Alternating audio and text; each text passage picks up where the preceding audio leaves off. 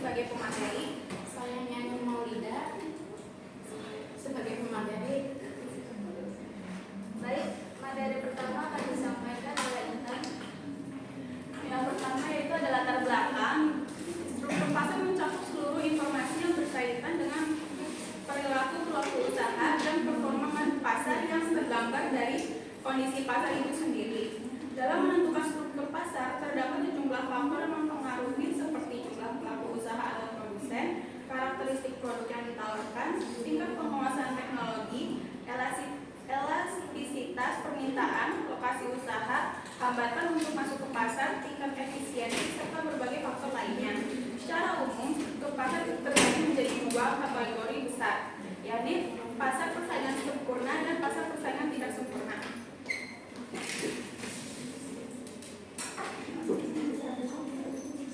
Di sini ada klasifikasi struktur pasar. Yang pertama itu pasar persaingan sempurna.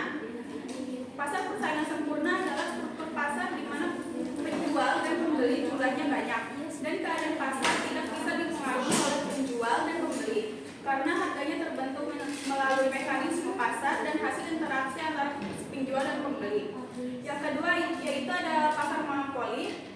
Pasar monopoli yaitu di mana suatu pasar hanya dikuasai oleh satu penjual saja. Penentuan harga dalam pasar ini yaitu monopolis. Seorang monopolis dapat menaik turunkan harga di pasar dengan menentukan jumlah barang yang akan diproduksi. Semakin banyak barang yang diproduksi, maka akan semakin murah harga barang tersebut. Begitu pula sebaliknya. Semakin sedikit barang yang diproduksi, maka semakin mahal harga barang tersebut.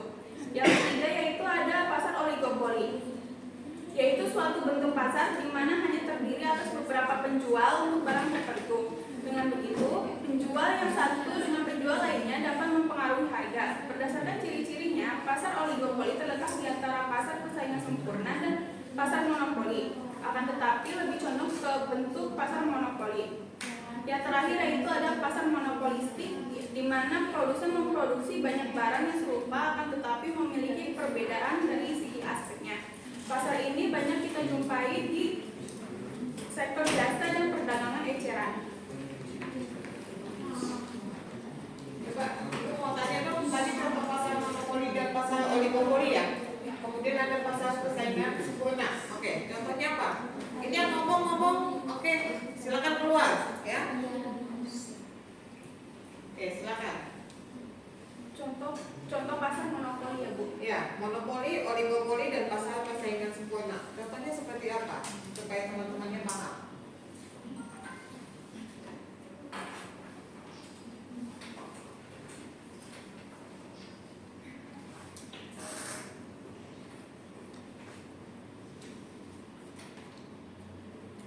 Pasar monopoli itu contohnya kayak PLN Bu, karena dia nggak ada kompetitifnya. Terus Bukan kompetitif, kompetitor. oh ya kompetitor. Yang selanjutnya ada pasar oligopoli, contohnya kayak industri otomotif itu ada Toyota, Honda, Mitsubishi, dan Suzuki. Dan yang terakhir itu pasar persaingan sempurna, karena dia banyak penjual dan pembeli, sedangkan produknya homogen. Contohnya itu ada pasar hasil pertanian seperti beras, jagung, sayuran, dan yang lain-lain. Oke, contohnya ya, pasar monopoli seperti pasarnya tunggal ya, artinya tidak ada yang menguasai ya, harganya itu apa namanya tadi tidak ada kompetitornya. Contoh tadi dijelaskan adalah mungkin PLN, PAM ya, kemudian KAI ya, seperti itu. Kemudian pasar oligopoli. Oligopoli itu lebih kepada industri ya, misalnya tadi dicontohkan adalah mobil ya. Mobil itu banyak ragam jenisnya atau pabrik semen ya. Seperti itu. Kemudian pasar persaingan sempurna. Pasar persaingan sempurna itu adalah pasar yang penjualnya itu adalah homogen. Homogen artinya kayak kita datang ke pasar itu kan, kalau kalian lihat pasar persaingan sempurna adalah pasar di mana penjual dan pembeli itu bertemu kemudian bisa menawar harga tersebut ya. Contoh yang dijelaskan adalah mungkin pasar beras atau jagung ya, seperti itu. Kemudian sayur-mayur ya. Oke, lanjut. Selanjutnya yaitu ada faktor penentu struktur pasar. Yang pertama ada pengaruh karakteristik produk. Secara mudah dikatakan pasar yang terdiri dari banyak penjual dengan barang relatif homogen disebut pasar persaingan sempurna atau perfect competition. Sedangkan pasar yang terdiri dari banyak penjual dan barang yang berbeda satu sama lain disebut pasar bersaing monopolistik. Yang kedua ada pengaruh fungsi produksi. Fungsi produksi mencerminkan hubungan teknis antara input dan output dalam suatu proses produksi. Kombinasi antara tenaga kerja dan modal menjadi dua faktor dominan yang menentukan tingkat efisiensi dan kapasitas produk perusahaan. Yang terakhir yaitu ada pengaruh para pembeli. Dalam pasar output, ketika pembeli bersifat masif dan tersebar, seperti dalam pasar persaingan sempurna, kekuatan perusahaan untuk mempengaruhi harga menjadi kecil. Namun ketika hanya ada sedikit pembeli atau oligopsoni, pembeli memiliki kekuatan besar dalam menentukan harga dan volume pembelian. Selanjutnya ada pasar persaingan sempurna. Pengertian dari pasar persaingan sempurna adalah pasar di mana terdapat banyak penjualan dan pembeli. Dalam pasar ini setiap penjual atau pembeli tidak punya kekuatan untuk mempengaruhi harga pasar. Jadi harga ditentukan oleh mekanisme pasar itu sendiri. Selanjutnya ada jumlah pembelian dan penjual sangat banyak. Ciri utama dari pasar ini adalah banyaknya pembeli dan penjual. Karena jumlahnya banyak, tidak ada satupun yang dominan atau bisa mengatur harga sendiri. Penjual hanya menguasai sebagian kecil dari total pasar. Kalau penjual menaikkan harga, pembeli bisa langsung pindah ke penjual lain, dan sebaliknya kalau menurunkan harga, penjual bisa rugi. Makanya semua penjual di sini disebut price taker atau penerima harga. Coba gambarnya seperti apa nih, price taker, ya. Jadi harganya itu kalau dinaikkan, ya si pembeli itu akan pindah ke tempat lain. Ya kita kan konsumen atau pembeli pasti maunya harganya murah ya, murah bagus, banyak lagi, ya. Seperti itu paketnya, ya. Jadi contohnya seperti apa? Pasar yang kayak seperti apa? Contohnya itu peternak sapi perah, peternak kecil yang menjual susu segar ke koperasi atau perusahaan besar tidak bisa menentukan harga sendiri. Harganya biasanya sudah ditetapkan berdasarkan standar pasar atau kontrak. Oke, jadi ini susu perah nih yang dicontohkan ya. Jadi standarnya itu sudah ada. Jadi kalau memasukkan ke koperasi nggak bisa seenak-enaknya kayak kita nih kayak di pasar. Kalau di pasar kan kita menjual langsung ya, penjual dan pembeli itu bebas ya, bisa menentukan harga. Mau kita jual mahal kayak mau murah tergantung ya.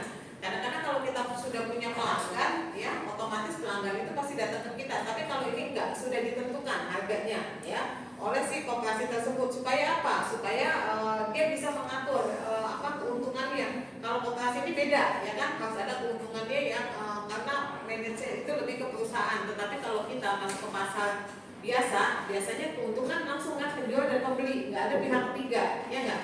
Lebih mudah ya. Oke, lanjut. Selanjutnya adanya kebebasan keluar masuk pasar. Pasar persaingan sempurna memberikan kebebasan kepada siapapun untuk masuk atau keluar pasar. Jadi tidak ada hambatan besar seperti perizinan yang rumit atau modal yang tinggi. Selama seseorang mempunyai modal dan bersedia menjual sesuai harga pasar, mereka bisa langsung ikut bersaing. Hambatan kecil seperti pengetahuan atau keuangan tetap ada, tapi tidak cukup besar untuk membatasi masuknya penjualan baru. Sini disebut pasar persaingan sempurna apabila memenuhi beberapa faktor. Yang pertama itu ada produk homogen, artinya itu barang yang dijual oleh setiap penjual itu sama, tidak ada perbedaan kualitas ataupun fitur, misalnya seperti garam atau beras di pasar tradisional.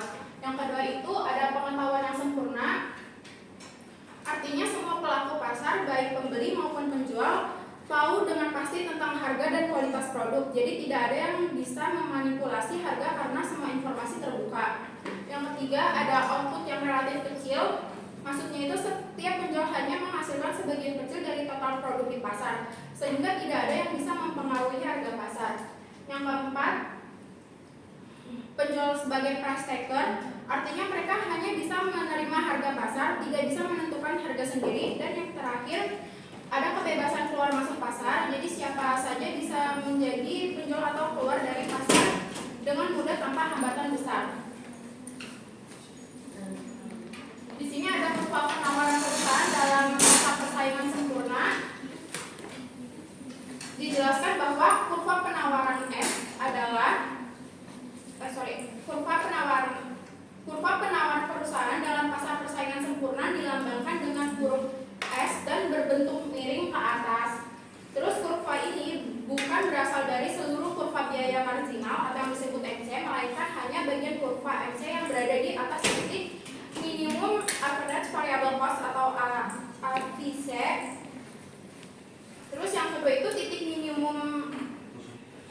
average variable cost. Ini adalah batas bawah bagi perusahaan untuk tetap berproduksi. Jika harga pasar turun di bawah mean average variable cost, maka perusahaan akan mengalami kerugian operasional dan lebih baik berhenti produksi. Jadi, perusahaan akan memproduksi pada titik di mana harga pasar sama dengan biaya marginal atau P sama dengan MC. Di titik inilah perusahaan bisa menentukan jumlah output yang paling rasional untuk diproduksi. Mana coba P sama dengan MC ini di sini mana? Sini nggak ada sih, di sini. Iya. Ya, sebetulnya titiknya di mana? Nah, ini kan tadi dibilang bentuknya S ya. Ini kan S itu adalah supply ya, permintaan ya. Kemudian ini ada harga, ada output ya. Tadi dijelaskan ada yang namanya titik average rata-rata. Jadi kalau misalnya ini nilai minimum itu di bawah dari nilai yang harga dan output ya. Nah, yang itu tadi ini yang B sama dengan MC-nya itu di mana?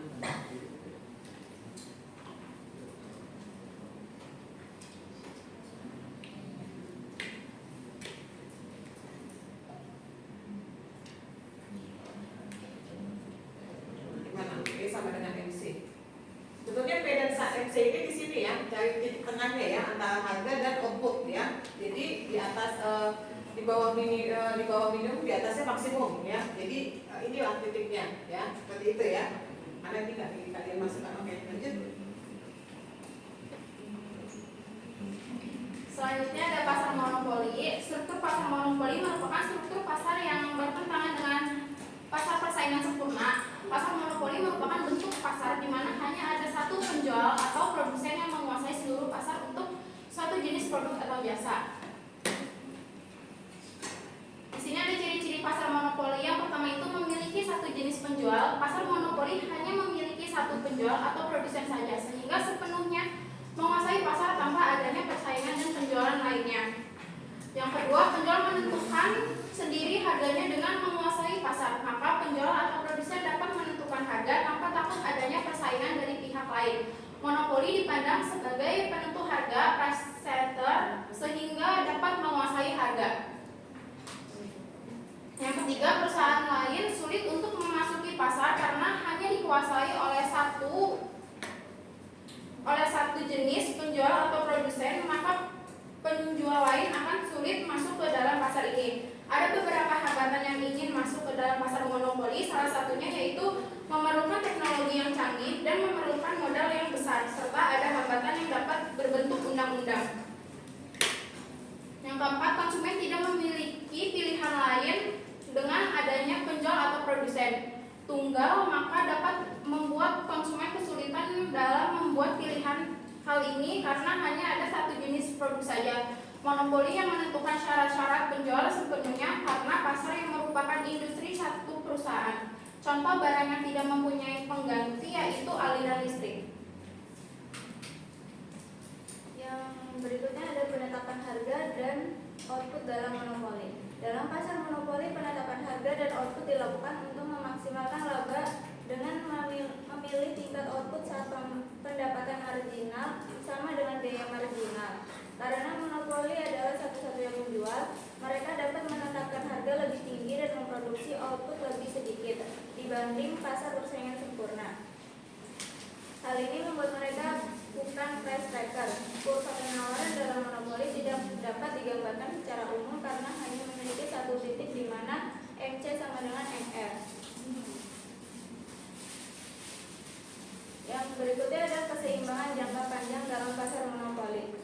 Dalam jangka panjang, pasar monopoli tetap bisa memperoleh laba di atas rata-rata karena adanya hambatan masuk yang tinggi, seperti hak paten atau izin eksklusif. Hambatan ini mencegah persaingan baru masuk dan membuat monopoli mampu mempertahankan posisi dominan serta menetapkan harga dan jumlah produksi sesuai kehendaknya. Meskipun demikian, monopoli tetap berinovasi dan meningkatkan efisiensi agar dapat mempertahankan keunggulan tersebut. Tadi dijelaskan untuk keunggulan monopoli ya. Kenapa monopoli itu lebih lebih unggul? Karena memang pasarnya itu hanya tunggal ya. Kenapa tunggal? Karena dia menguasai dari segi SDM-nya ya. kemudian dari segi sistemnya ya. Jadi kalau hanya perusahaan kecil itu tidak mampu untuk melakukan itu. Contoh misalnya kayak PAM itu kenapa tidak ada saingannya? Karena secara manajemen itu full ya, untuk SDM-nya, sumber dayanya, untuk misalnya tenaga ahlinya sudah ada semuanya di sana ya. Tidak bisa ada pembandingnya. Atau misalnya kita kalau sekarang SPBU kita ada pembanding ya. Selain Pertamina kan kita ada Shell ya, ada Petronas ya. Itu karena untuk pemerintah itu memperlakukan yang namanya persaingan ya, agar tidak dominan, karena setiap hari kita itu pengguna dari si bensin tersebut ya enggak.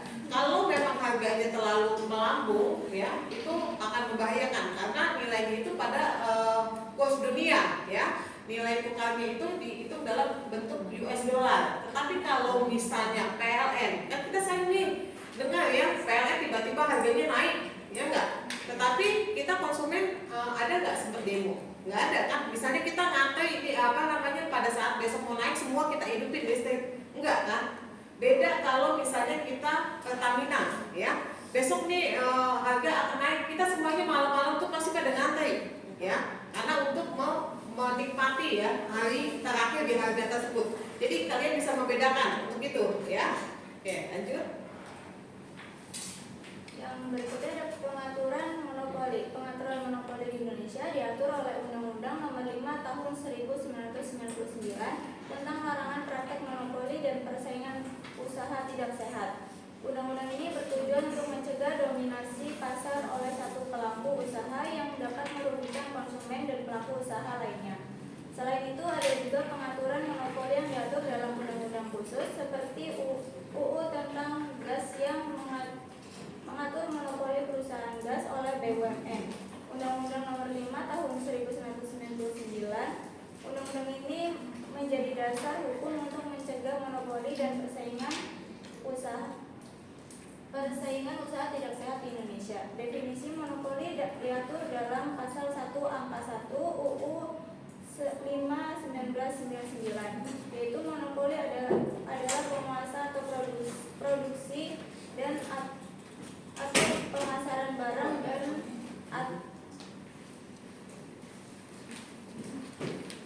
atas penggunaan jasa tertentu oleh satu pelaku usaha atau satu kelompok pelaku usaha. Pasal 17 UU 5/1999 mengatur tentang monopoli dan persaingan usaha tidak sehat, termasuk larangan pelaku usaha menguasai produksi atau pemasaran barang atau jasa yang dapat menyebabkan monopoli atau persaingan usaha tidak sehat.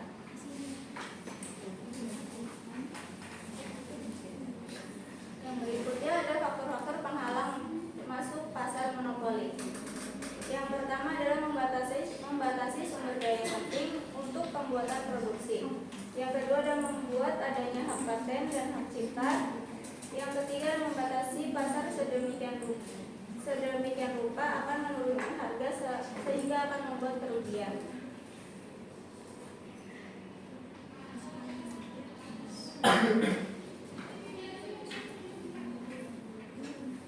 Berikutnya adalah diskriminasi harga. Untuk menambah keuntungan, selalu menjalankan kebijakan diskriminasi harga, yaitu menjual produksinya pada harga yang berlainan di dua pasar yang terpisah. Untuk mewujudkan hal tersebut, ada beberapa hal yang harus diperhatikan. Yang pertama, barang tidak dapat dipindahkan dari satu pasar ke pasar lainnya. Yang kedua, barang yang diproduksi dapat dijual di dua pasar yang berbeda. Yang ketiga, elastisitas permintaan di kedua pasar berbeda. Coba contoh dari diskriminasi harga seperti apa? Kan dalam satu produk dijual dua pasar yang berbeda. Contohnya seperti apa?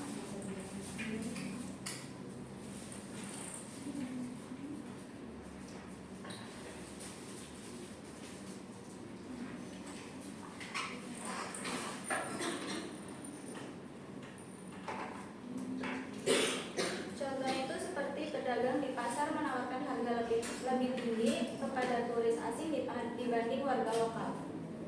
Oke, itu untuk asing ya. Misalnya kita belanja nih, misalnya kalau kalian beli sabun, bukan beli sabun nih, yang umum apa ya?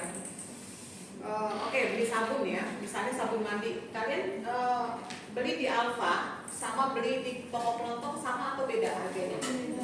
Beda. Lebih murah mana? Kelontong, ya kan? Karena nggak sewa tempat kan?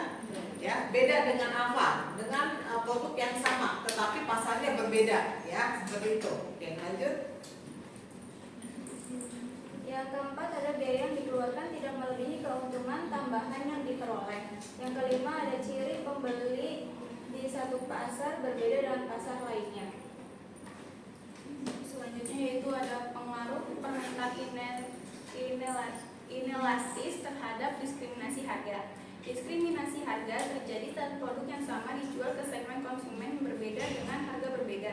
Ini terjadi karena barang yang sama diperlakukan secara tidak sama dengan kondisi pasar.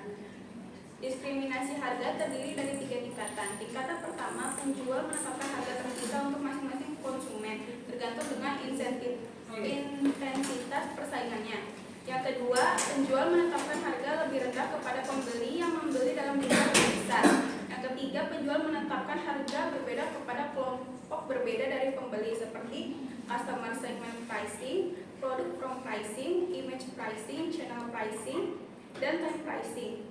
Permintaan yang inelastis berarti bahwa perubahan harga tidak terlalu mempengaruhi jumlah barang yang diminta. Dalam kondisi ini, perusahaan dapat menerapkan strategi diskriminasi harga dengan menetapkan harga lebih tinggi pada segmen pasar yang memiliki permintaan inelastis karena konsumen tetap akan membeli meskipun harganya naik. Yang selanjutnya yaitu ada monopoli bilateral, merupakan suatu bentuk struktur pasar yang unik, di mana hanya terdapat satu penjual dan satu pembeli yang saling berinteraksi. Dalam kondisi ini, kedua pihak memiliki kekuatan pasar yang seimbang karena masing-masing memegang kendali penuh atas pasokan dan permintaan. Tidak seperti pasar persaingan sempurna, di mana harga ditentukan oleh interaksi bebas antara banyak penjual dan pembeli. Dalam monopoli bilateral, harga dan jumlah barang atau jasa ditentukan oleh proses negosiasi antara kedua pihak. Situasi ini menciptakan dinamika yang kompleks karena tidak ada pihak lain yang bisa dijadikan alternatif transaksi.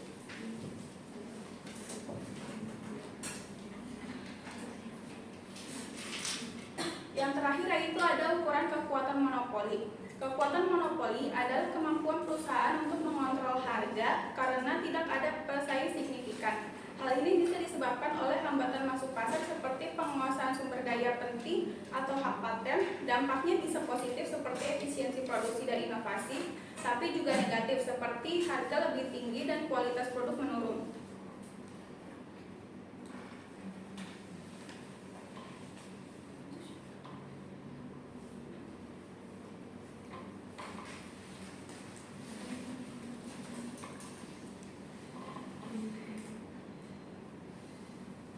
Untuk mengukur kekuatan monopoli digunakan indeks Lerner dengan rumus L sama dengan P dikurang MC per P. Semakin tinggi nilai L, semakin kuat kekuatan monopoli. Indeks ini juga bisa dihitung dengan L sama dengan 1 per E. Semakin kecil elastisitas permintaan, semakin besar kekuatan monopoli. Ini yang ini adalah labor ya. Labor itu adalah tenaga kerja ya. P adalah price ya. MC itu adalah marginal cost ya. Itu singkatannya. Oke, lanjut. Baik, selanjutnya kelompok kami membuka sesi tanya jawab. Apakah ada yang bertanya? Ya, silakan sebutkan namanya. Perkenalkan, nama saya Spediti Asusento, ini 1123 tipe 14. Tadi di slide monopoli bilateral,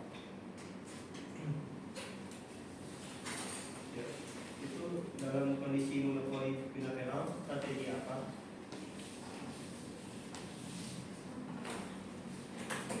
Strategi apa?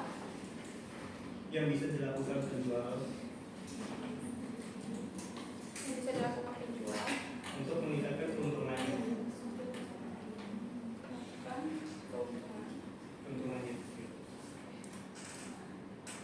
Oke.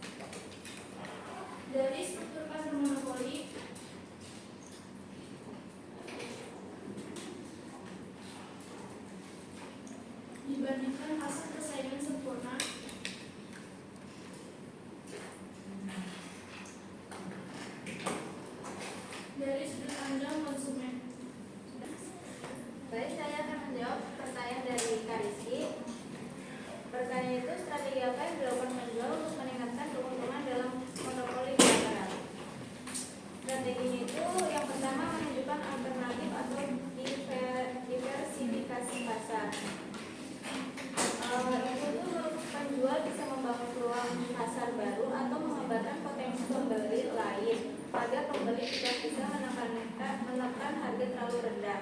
Contohnya itu, petani karet bisa mencari pembeli ekspor, bukan hanya mengandalkan satu pabrik lokal. Yang kedua ada meningkatkan kualitas atau diferensiasi produk, yaitu dengan mutu lebih baik atau layanan tambahan, penjual bisa minta harga lebih tinggi.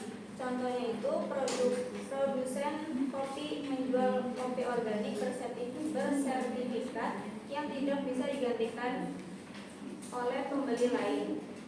Yang ketiga ada menguasai informasi biaya dan pasar. Tujuannya itu memperkuat posisi negosiasi. Penjual harus mengetahui biaya produksi sebenarnya dan harga pasar agar bisa menolak harga yang tidak masuk akal. Yang keempat ada mengelola persediaan dan produksi. Tujuannya itu menghindari oversupply agar tidak ditekan harga.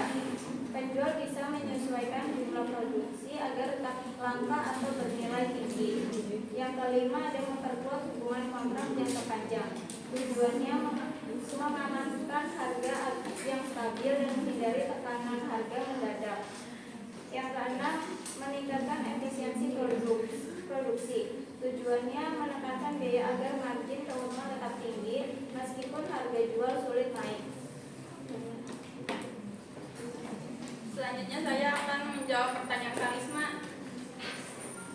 Keuntungan monopoli bagi konsumen yang pertama yaitu layanan tersedia secara luas. Monopoli sering melayani seluruh wilayah termasuk daerah terkecil karena mereka satu-satunya yang bertanggung jawab. Contohnya tadi seperti PLN. Yang kedua ada infrastruktur dan investasi besar. Karena punya dana besar dan pendapatan stabil, monopoli bisa bangun infrastruktur besar. Contohnya kayak Telkom sebagai penyedia internet bisa bangun jaringan kabel bawah laut yang tidak bisa dilakukan oleh banyak pemain kecil. Yang ketiga ada kemudahan akses. Konsumen tidak bingung memilih, semua standar satu penyedia satu jalur, yang yaitu praktis dan efisien untuk kebutuhan pokok seperti listrik atau air. Kerugian monopoli bagi konsumen yang pertama harga tidak kompetitif karena tidak ada pesaing, harga ditentukan sepihak. Contohnya seperti harga listrik ke PLN tidak bisa dinego atau ganti penyedia. Yang kedua kualitas bisa seadanya. Tanpa pesaing tidak ada tekanan untuk meningkatkan layanan, konsumen harus menerima apa adanya. Yang ketiga, tidak ada pilihan produk. Konsumen tidak bisa memilih variasi produk atau jasa, hanya ada satu versi. Bagaimana, Kak Risma? Iya, apa sih perbedaan utama dari pasar persaingan sempurna dan juga monopoli? Kemudian apa peranan pasar monopoli tersebut dalam perekonomian? Dan apa peranan pasar monopoli dalam perekonomian? Oke, sudah? Oke, kemudian Intan Wahyuni ya, ada dua Intan. Apa implikasi ekonomi dalam pasar monopoli? Kemudian, mengapa sih dalam pasar monopoli penetapan harga itu serendah mungkin? Mengapa dalam pasar monopoli penetapan harga itu serendah mungkin? Cukup. Kemudian satu lagi Intan Nurfazil ya. Nah.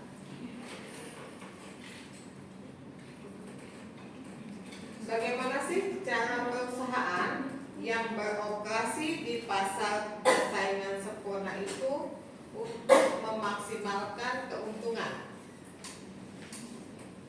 Sudah? Keuntungan dan apa yang menyebabkan pasar persaingan sempurna itu bisa dikatakan sebagai pasar yang ideal?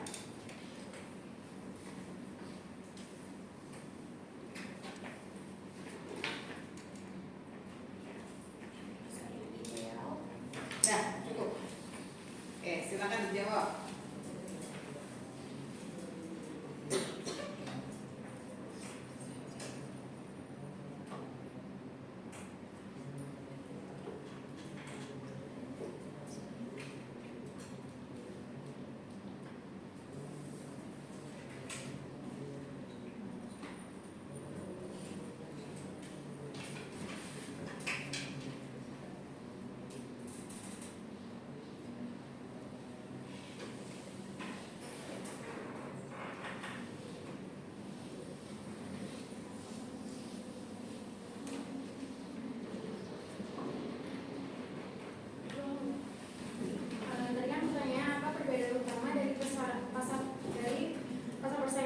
sempurna dan monopoli, dan apa peran pasar monopoli dalam perekonomian. Kalau dari perbedaannya sendiri itu, pasar persaingan sempurna ditandai oleh banyak penjual dan pembeli, produk yang seragam, serta harga yang ditentukan oleh pasar. Pelaku usaha tidak bisa memengaruhi harga price taker. Kalau monopoli hanya memiliki satu penjual yang menguasai seluruh pasar dan bebas menetapkan harga karena tidak ada pesaing dan produknya tidak memiliki substitusi. Hambatan masuk ke pasar monopoli juga sangat tinggi. Terus kalau peran pasar monopoli dalam perekonomian itu, yang pertama mendorong inovasi dan R&D. Perusahaan monopoli biasanya punya keuntungan besar dan bisa berinvestasi dalam riset dan pengembangan. Contohnya itu industri farmasi atau teknologi. Terus yang kedua, efisiensi skala besar. Monopoli alamiah seperti listrik, air bersih dapat melayani masyarakat dengan biaya lebih murah karena skala besar menekan biaya. Dalam beberapa sektor lebih efisiensi jika hanya satu perusahaan yang mengelola. Yang ketiga, stabilitas harga dan pasokan.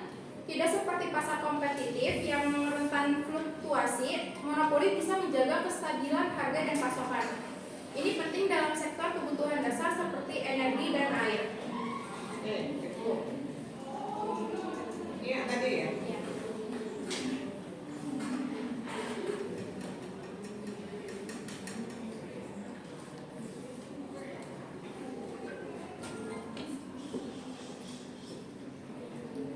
Ibu mau jawab?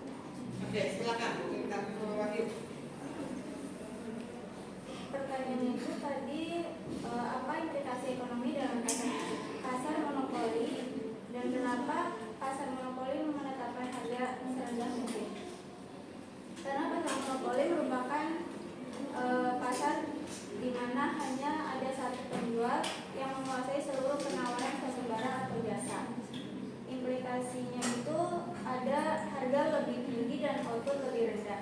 Implikasi yang terjadi kerugian kesejahteraan karena ada konsumen yang seharusnya bisa membeli barang di harga yang lebih rendah tapi tidak bisa membeli dengan harga yang lebih rendah.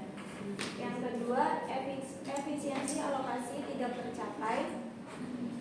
Implikasi yang terjadi di distorsi pasar di mana sumber daya tidak digunakan secara maksimal untuk kepentingan masyarakat. Yang ketiga, kemungkinan inovasi lebih tinggi. Kalau mendapatkan keuntungan besar, perusahaan monopoli bisa punya dana lebih untuk riset dan pengembangan. Namun ini tidak selalu terjadi, tergantung pada insentif dan regulasi. Yang keempat, ada diskriminasi harga. Jika bisa dilakukan, implikasi yang terjadi bisa meningkatkan keuntungan dan dalam beberapa kasus bisa mengurangi deadweight loss, tapi juga bisa merugikan konsumen tertentu. Cukup. Ibu izin menjawab ya. Perusahaan yang beroperasi di pasar persaingan sempurna dapat memaksimalkan keuntungannya, yaitu dengan cara yang pertama ada efisiensi produksi dengan meminimalkan biaya total. Perusahaan harus terus menekan biaya tetap dan biaya variabel. Karena perusahaan tidak bisa mengubah harga jual, satu-satunya cara untuk meningkatkan margin adalah dengan menurunkan biaya. Yang kedua yaitu ada skala ekonomi. Jika memungkinkan, perusahaan bisa meningkatkan produksi untuk mendapatkan biaya rata-rata yang lebih rendah. Dalam jangka panjang bisa dicapai dengan investasi dalam mesin atau teknologi, pelatihan tenaga kerja agar lebih produktif, dan peningkatan proses logistik. Yang ketiga yaitu ada peningkatan produktivitas tenaga kerja dengan memberikan pelatihan atau insentif untuk meningkatkan efisiensi kerja, mengatur jam kerja atau sistem shift agar waktu produksi digunakan seoptimal mungkin. Yang terakhir yaitu ada manajemen keuangan non operasional yang ketat dengan mengendalikan biaya non produktif seperti biaya administrasi dan menggunakan sistem akuntansi atau budgeting yang baik agar semua pengeluaran terpantau. Selanjutnya yaitu penyebab pasar persaingan sempurna dikatakan ideal. Yang pertama pertama yaitu efisiensi alokatifnya tercapai. Artinya barang diproduksi sampai titik di mana nilai bagi konsumen sama dengan biaya tambahan untuk memproduksinya. Tidak ada pemborosan sumber daya. Yang kedua, efisiensi produktif tercapai terjadi saat perusahaan memproduksi pada biaya rata-rata terendah dalam jangka panjang. Artinya produksi dilakukan seefisien mungkin. Yang ketiga, tidak ada kekuatan pasar karena semua perusahaan adalah price taker, tidak bisa menaikkan harga sesuka hati, konsumen mendapat harga yang paling adil, dan tidak ada diskriminasi harga atau praktik monopolistik. Yang keempat, informasi sempurna, semua pelaku pasar baik produsen dan konsumen tahu harga, kualitas, dan kondisi pasar. Yang terakhir yaitu ada masuk dan keluarnya pasar bebas. Jika ada keuntungan, perusahaan baru akan masuk. Jika ada kerugian, perusahaan akan keluar. Hal ini menjaga pasar tetap efisien dalam jangka panjang dan keuntungan menjadi laba normal. Oke, cukup. Baik, selesai sudah presentasi dari kelompok kami. Kami menyimpulkan bahwa struktur pasar menggambarkan hubungan antara penjual dan pembeli serta bagaimana harga terbentuk. Terdapat dua jenis utama, pasar persaingan sempurna dan pasar persaingan tidak sempurna. Pasar persaingan sempurna efisien namun kurang inovasi. Sebaliknya, pasar monopoli didominasi satu produsen yang bisa mengatur harga yang dapat merugikan konsumen tapi juga mendorong inovasi. Sekian presentasi dari kelompok kami. Kurang lebihnya mohon maaf. Wassalamualaikum